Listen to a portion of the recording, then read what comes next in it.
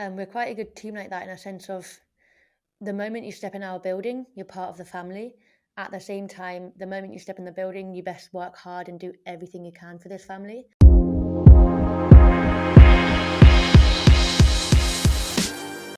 Hey everyone, welcome to our podcast, The Bold Tackle.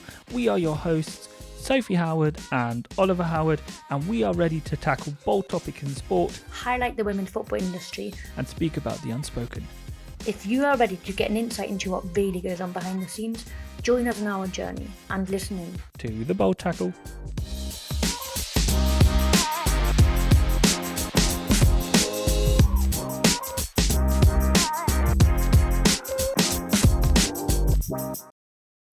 Hi and welcome back to a new episode of our podcast, The Bold Tackle. Hi Soph, lovely to have you back. Hi Ollie, nice to see you again. How was your weekend? Good. I had Eddie over, so I saw him twice in a very short time span. We had some fun. I played football again after a long time. Only Sunday league, but that was real fun as well. I can feel my legs today. How was your week 3 of pre-season? It was good. It was intense as always. Pre-season's always intense. We had 2 friendlies within the week. Very successful, and now we're ready for the big trip. So both of those pre-seasons were behind closed doors, right? Yeah, behind closed doors for the public. We had some family that could attend. Often in pre-season, especially for the new signings and when they're from abroad, the family comes over, and obviously they're allowed to watch. But apart from that, it's behind closed doors, yes. And why was it behind closed doors? All our friendlies are. I think partially it's also because it's our training ground, and they're very strict with who can,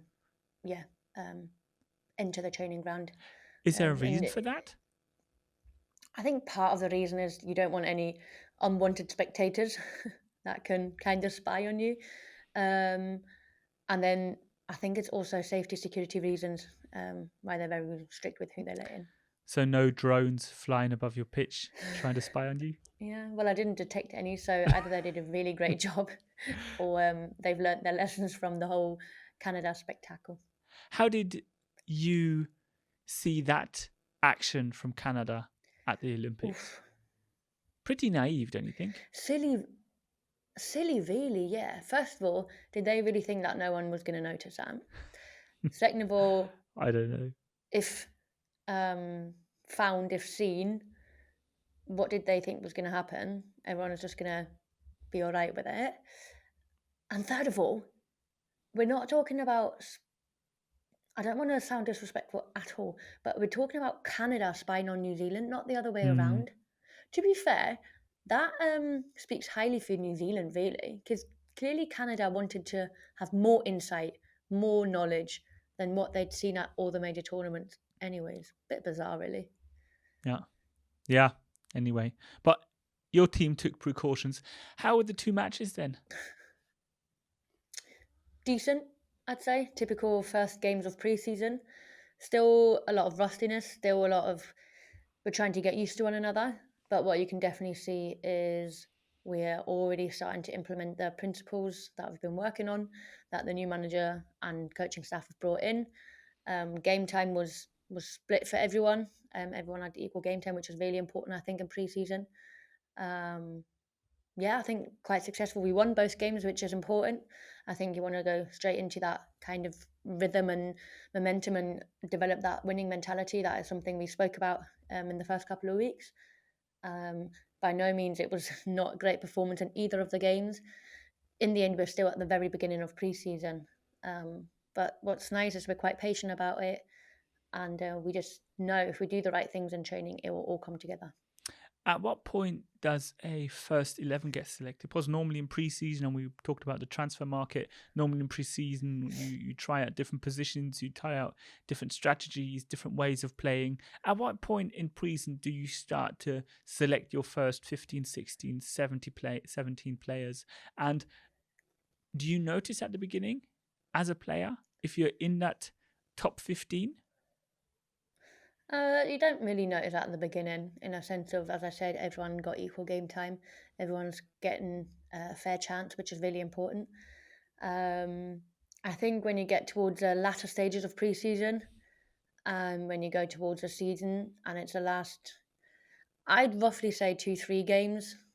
One is not enough, so at least you need 2 or even 3 games. You should have a rough idea of your 11/15, because throughout the season it won't always be the same starting 11, which I also think is very important. But at the same time, you need to keep everyone on board. You need to keep everyone involved, and engaged mentally and physically. So personally, I don't know how the new manager is going to do it, and everyone manager is different. Personally, I wouldn't select it too soon. I think you need to find the balance between building partnerships on the pitch and also gelling that potential 11, 12, 13.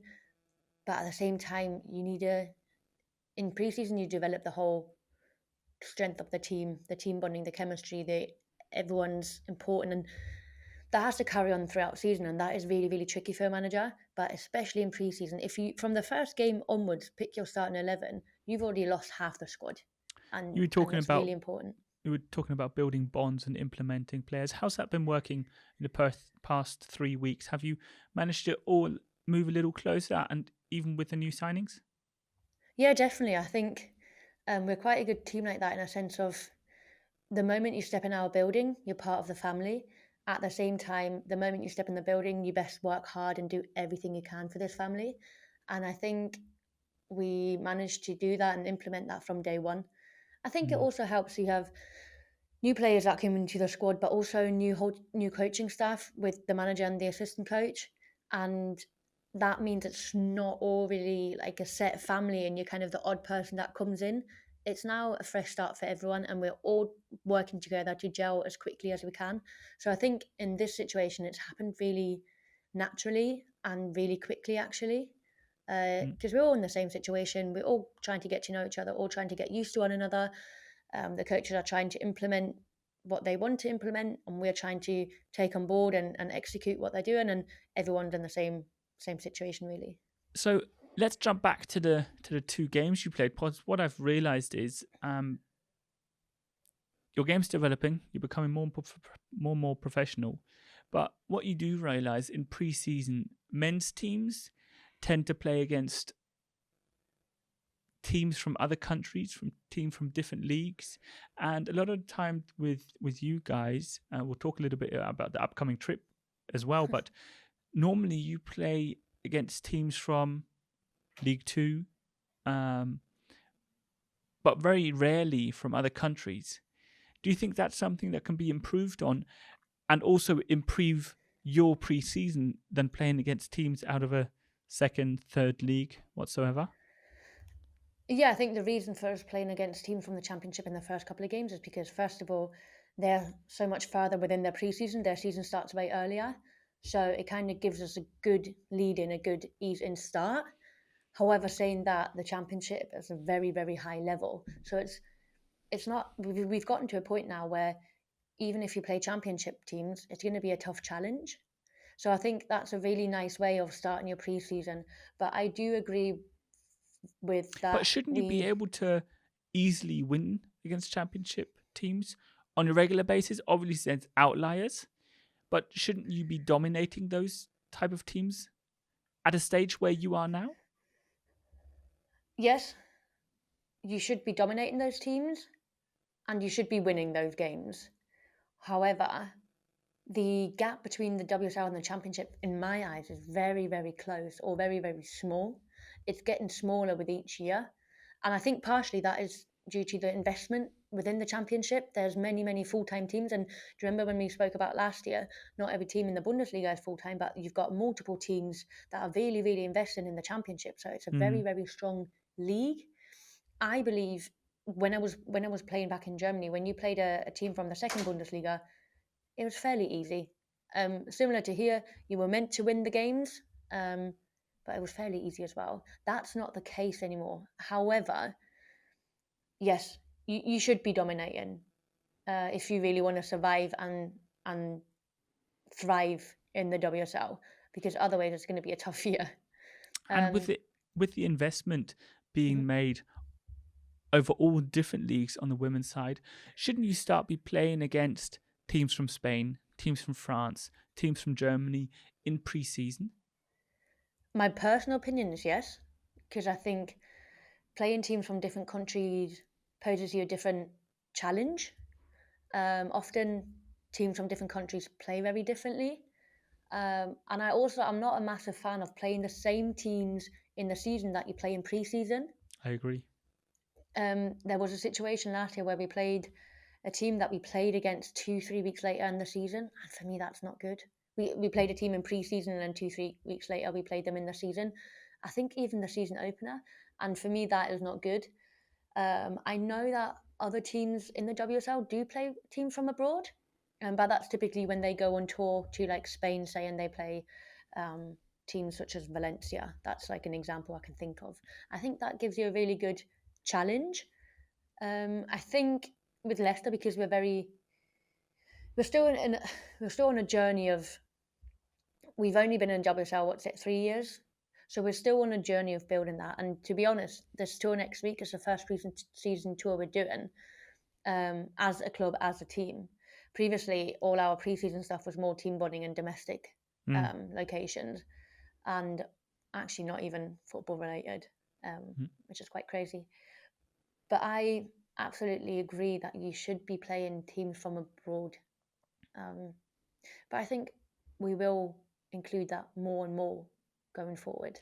Well, this is probably the first step with your trip, and as I said, we'll be talking about in just a second. But also, I think you were talking about team morale.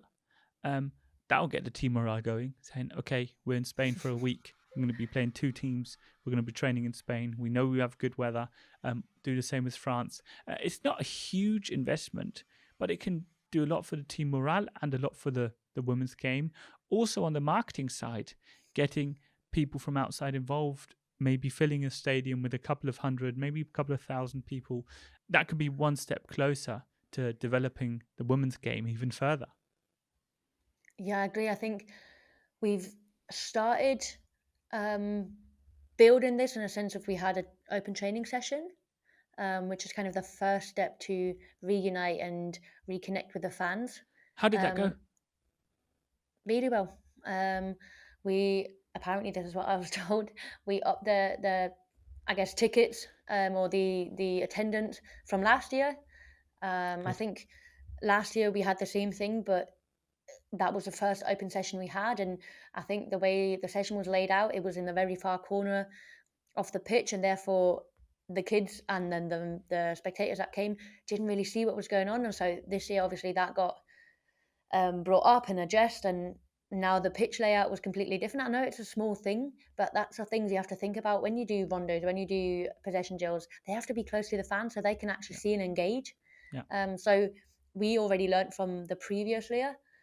And then after the session, first of all, they get to see you train. No one gets to see what you do on a day-to-day. The fact that afterwards we had to go back in the gym because we still had a gym session, no one knew. They thought we were done for the day, but no, we had to go back to our training ground and train. The open session was at the King Power, and it was straight after the men train as well. So they're trying again to build that one club mentality, and also to grow the women's game also off of the men. It's good. You have people there watching the men. Oh, we'll stay an hour longer. We'll watch the women as well. That's interesting what they're doing. And you maybe have 1, 2, 3 extra fans. Yeah, the interesting thing actually is that we obviously knew that once the men were done, loads of people would leave. We are fully aware. We're not deluded. However, there were also fans, I guess, that came solely for us. Good. And I think that is important to recognise that our fan bases are very, very different. Of course, there'll be a few that, I guess, transfer and watch the men and just were intrigued maybe and stayed for us, and maybe we gained a fan or two. But it's very crucial to understand that our fan bases are very, very different from one another. We can't just do the same thing and expect the same fans. That's just not going to happen. We've got a completely different audience that we need to engage with. And that's okay. You need to know who your audience is and then tailor your way of marketing for that target group. And as long as you know who that fan base is, you're fine. Exactly. And that's what things like this open training session are there for. Because as much as we're just focusing on the pitch, I'm very certain there's people that are watching and looking into the stands and seeing what the actual audience is. Of course, we've got a rough idea, but those things really help to grow the game as well. Yeah. So, and what you're also trying to do is to grow the game in Down Under. A really exciting trip coming up, isn't it? Yeah, very much so. As I mentioned, for this team, the first pre-season tour, very far for the first pre-season tour, and a lot of logistics that probably went on throughout the whole summer to get this sorted. But as a team, we're very, very excited. I'll be extremely excited once I get there because there's a long travel to actually get to Perth. Anything you're doing to prepare for the jet lag? Oh wow, we haven't stopped preparing.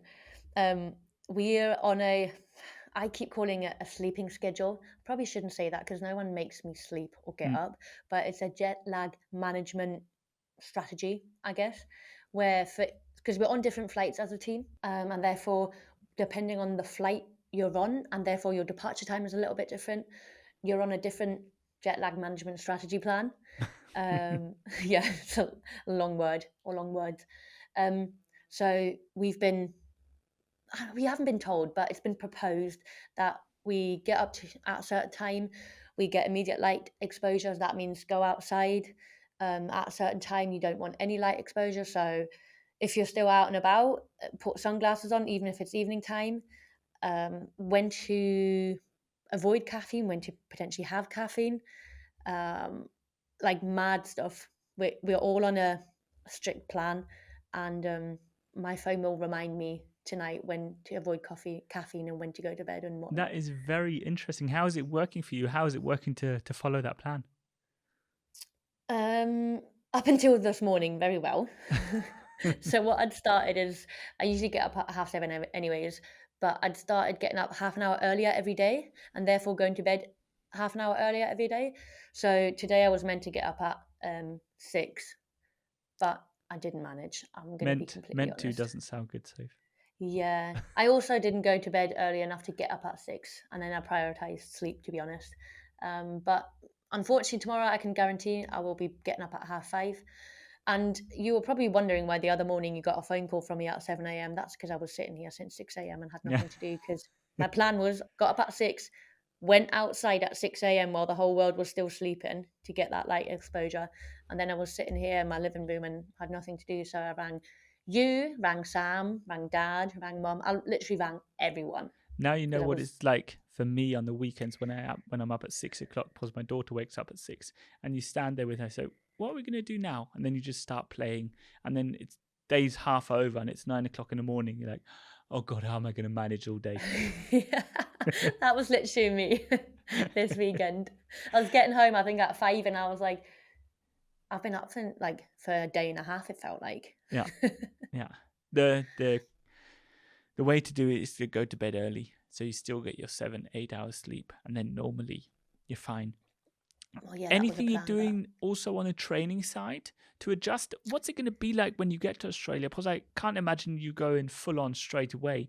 And then again, you're only there for a week. we're there for a bit longer. I think we're just short of 2 weeks. Um, Obviously, that includes the 2 travel days, and they always are. What is it? A day and a half, 2 days. Um, we only play the first game next Wednesday, so not the Wednesday coming up. So next Wednesday, um, and we are recording on Monday, just so everyone understands. So we actually got enough time to hopefully get over the jet lag, and hopefully with this management strategy, we won't actually be affected too much. Hopefully, I hope this getting up at 5 a.m. is all worth it. And when you get off a plane, a flight, you can't go into hard training immediately, especially No. not that long flight. No. So I'm very certain we'll be eased back into it. And how many weeks do you have between coming back and a season starting? We get back at the beginning of September, and the first game is end of September. So you've got I'm good 3-4 weeks. without knowing for sure. I think like 3 Yeah. weeks. Yeah. Good. Who are you playing? What's the goal? The biggest goal you as a team have there? Is it promoting women's football? Is it promoting Leicester? Is it performance? Is it results? Because those obviously are not the same. What's your biggest goal while you're in Australia? The first thing is performance over results. And we've been told multiple times by the new management that we will focus on our objectives on the pitch in terms of performance, and we are focusing on the process. We are focusing on implementing the principles, and that will hopefully lead to success. Result is secondary. Of course, no one wants to lose, everyone wants to win, and we will also be going for wins. But at the same time, our focus is on performance and implementing their principles. And as much as it's a football trip, we're going as a team on a pre-season tour, it's also a commercial trip. It's to grow the game. It's to, I can't say commercialize, but to reach out to, I guess, grow the game on a completely different side of the world.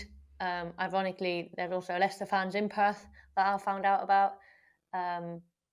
So we've got a busy schedule, to say the least. Any PR appointments? We don't have the exact schedule yet, but there'll be opening sessions. There'll be visits to children's hospitals. There's other commercial PR appearances that we will be, I guess, distributed to, and you best attend. A very exciting experience for you and the whole team and the whole club. So I'm really looking forward to hearing how that goes. Have a lot of fun in Australia. Enjoy the time there. I hope you have some good performances so you can come back and say it was a success on all different levels. But thank you very much for the input. The next time we're going to be speaking, you'll be in Australia. So I want a nice background. Yeah, I'll try my best. You are very welcome. It's actually winter time in Australia, so given the hotel that we are at or that we're in, I do think I can provide a very good backdrop. We'll see what I can do. Everyone, I hope you appreciate it. I'm taking all my podcast stuff with me, so that's one less set of clothes for me. But I'm very much looking forward to speaking to you, Ollie. I'm in Down Under, a different time zone. I'm not sure how we're going to sort this out, but I'm very certain we'll figure out a way, because that's what we do. But thanks again, Ollie, for your time.